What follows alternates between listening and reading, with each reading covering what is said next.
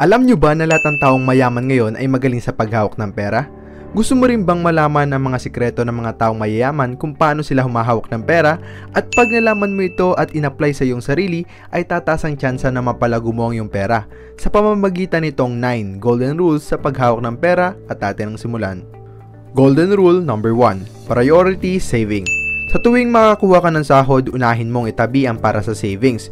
20 to 30% ang iyong sahod ay para sa savings at ang natira ay siyang pagkakasyahin mo para sa iyong mga needs o mga pangangailangan sa pang-araw-araw at maaari ka rin bumili ng konting mga bagay na gusto mo. Laging unahin ang pagtatabi ng pera dahil kapag iyong inuna ang pagpapakasaya o pagbili ng iyong mga wants ay siguradong maubos ang iyong sahod at wala kang may tatabi para sa iyong future. Ang savings na naipon mo ay maaari mong maging emergency funds para kung may mga hindi inaasahang pangyayari ay may mga pagkukunan ka ng pera o pwede mo rin itong i-invest upang kumita pa ito. Golden Rule number 2. Avoid depreciating asset. Isa sa mga paraan upang ma-achieve mo ang long-term financial goal at financial stability ay ang pag-iwas sa pagbili ng mga depreciating asset o mga bagay na mabilis bumaba ang value kagaya ng kotse. Alam nyo ba na pag bumili ka ng brand new car, sa unang taon pa lang ay magdi-depreciate na agad ang value nito ng 20%. Ibig sabihin, kung bumili ka ng brand new car na nagkakahalaga ng 1 million pesos at kung gusto mo itong ibenta ay magdi-depreciate ang value ng iyong sasakyan ng 20%, 20% ng 1 million ay 200k. Napakalaki agad ang mababawas sa value ng iyong sasakyan, kaya iwasan ang pagbili ng mga depreciating asset. Lalo na ngayon, bagong labas ang iPhone 14, iwasan agad natin ito. Bago tayo magpatuloy, tatanungin lang kita. Bago matapos ang taong ito, ano ang goal mo at bakit mo gustong maabot ito? Comment lamang kayo dyan sa baba at aking babasahin at baka mapulutan niya ng inspirasyon ng ibang taong nanonood ng video na ito. Balik na tayo sa video. Golden Rule number 3. Set goals. Ang pagkakaroon ng proper goal ay magiging gabay mo patungong financial freedom. Kung wala kang goals ay siguradong maliligaw ka at mapapahaba ang journey mo. Biruin mo, wala kang clear direction kung saan ka pupunta at hindi mo matatrack ang progress at achievements mo.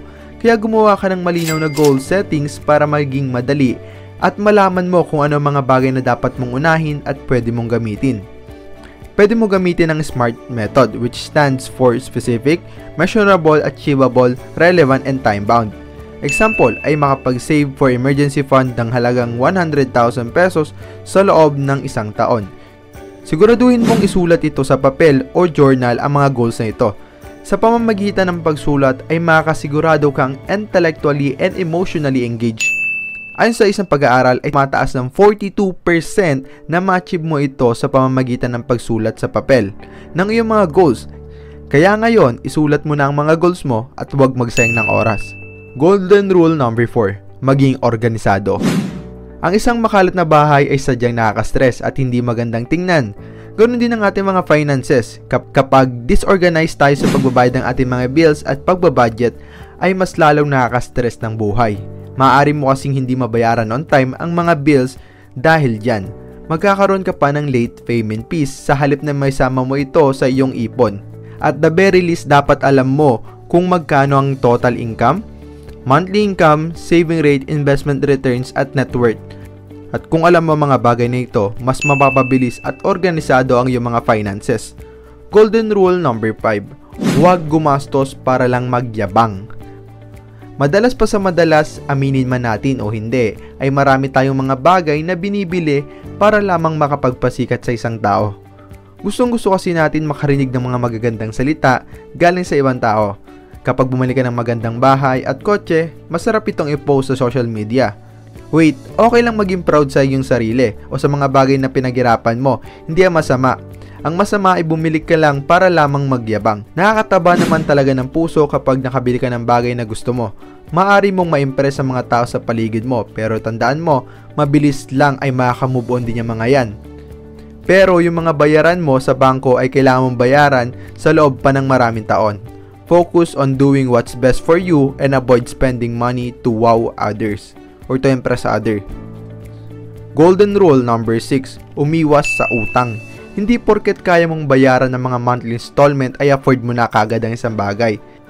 Napakarami kasing financial option ngayon na tutulong daw sa iyo para bilhin ng mga bagay na iyong gusto. Mula sa bagong kotse o furniture sa bahay, nakaka-tempt talaga na pumasok sa ganitong setup. Yung buy now, pay later. Hindi kasi agad ramdam sa bulsa ang bigat ng bayarin. Biruin mo kung gusto mo ng bagong sofa set ay hindi mo kailangan maghintay ng ilang buwan para mag-ipon dahil pwede mo na agad ito makuha sa pamamagitan ng financing o installment. Ang utang ay hindi naman laging masama kung ito ay gagamitin mo sa negosyo.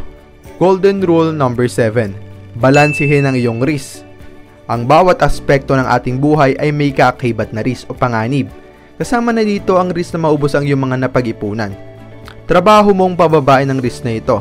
Normally, ang pagtaas ng risk ay ang pagtaas din ng profit o kita na pwede mong makuha. Pag masyadong mataas ang risk ay maaari din maging dahilan para mabankrupt ka. Kung sa sobrang baba naman ang risk ay magiging mabagal at mababa ang iyong kikitain. Risk management ay napakalaga, lalo na sa mundo ng finance, na kung saan maaaring maglaho lahat ng pera mo sa isang iglap lang, kaya dapat mong malaman kung paano i-handle ang risk. Golden Rule number 8. Make your money work for you. Alam mo na hindi sapat ang pag-iipon ng pera, lalo na sa taas ng inflation rate. Kapag sa bangko ka lang naglagay o nag-ipon ng iyong pera, ay napakababa ng interest rate na kikitain ng pera mo. Ayon kay Warren Buffett, if you don't find a way to make money while you sleep, you'll work until you die. Napaka-imposibleng yumaman kung lagi mong ipagpapalit ang iyong oras para kumita ng pera dahil limited lang ang ating time na pwedeng ilagi sa pagtatrabaho. Kahit mag-overtime ka pa ay kakarampot lang ang iyong kikitain. Hindi ko sinasabing mag-resign ka na agad. Ang gusto ko lang gawin mo ay mag-build ka ng business o side hustles na pwede mong gawin habang nagtatrabaho ka pa rin. At pag dumating ang oras na mas malaki ng kinikita ng iyong negosyo o side hustle ay tsaka ka na maaaring magdesisyong mag-resign sa iyong trabaho at mas paunlad din ang mga negosyong ito o mga side hustles. Golden Rule number 9. Magkaroon ng proper mindset. When it comes to improving your personal finances, your money mindset is a critical foundation piece. Malayo ang mararating mo sa pagkakaroon pa lamang ng tamang mindset. Tandaan mo ito, hindi ka magiging mayaman kung panay ka excuses kung bakit impulsive kang kumita ng malaking pera. Responsibilidad mo kung ano man ang sitwasyon mo ngayon. Magsimula ka ng gumawa ng desisyon na magpapayaman o magpapaunlad sa iyo.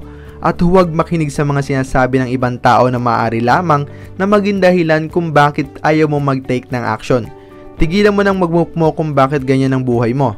Simulan mong tanungin ang iyong sarili kung paano ba kikita ng mas malaking halaga o pera para hindi ka manatiling empleyado habang buhay. Turn those obstacles into opportunity and see every failure as a chance to grow.